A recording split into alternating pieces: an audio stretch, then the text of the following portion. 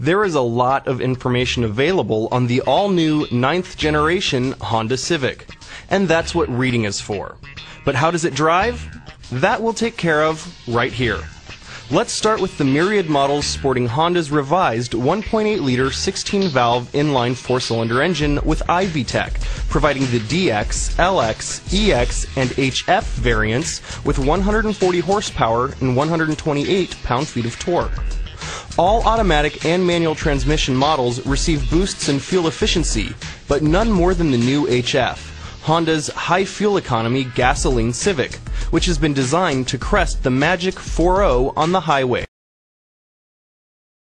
Drive. In short, like baby Accords.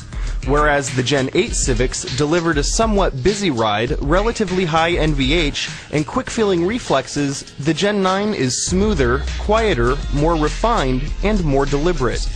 Turn-in is less abrupt and dynamic transitions are more subdued, so when driving aggressively, the Civic comes across less nervous and more composed. The ride is more compliant and cabin noise seems more hushed than before.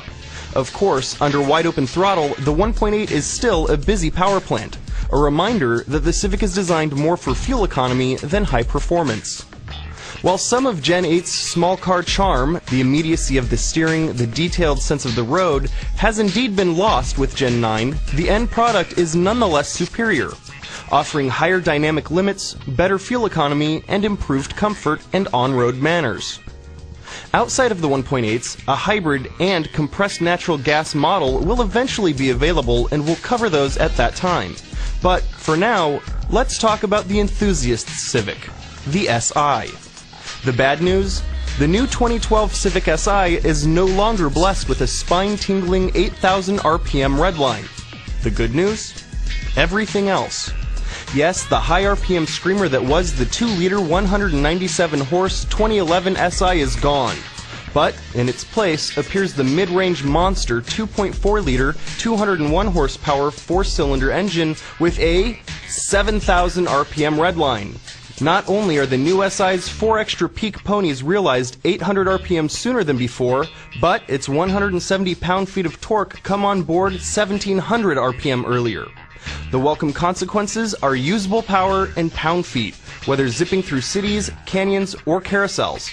In fact, there's enough torque now that the helical limited slip differential creates modest torque steer when exiting a tight turn, whereas the previous SI required a downshift or 2 to net passing power. The new car just asks for more gas. Further, the 2.4-liter hasn't lost the SI's signature racy roar.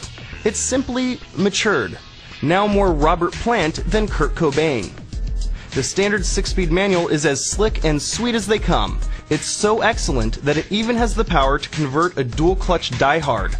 Better yet, the brawnier powertrain delivers improved fuel economy over last year's, now rated at 22 miles per gallon city and 31 miles per gallon highway.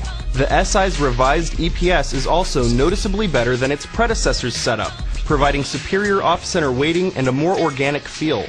Moreover, the sport-tuned suspension delivers a taut ride with higher limits, yet feels more compliant than last year's SI. If there was a Honda that could carry the Prelude torch, this new SI seems to fit the bill perfectly. If that's not enough for you, there is much more information available if you check out our full feature at motortrend.com. We'd like to see how y'all dig this here.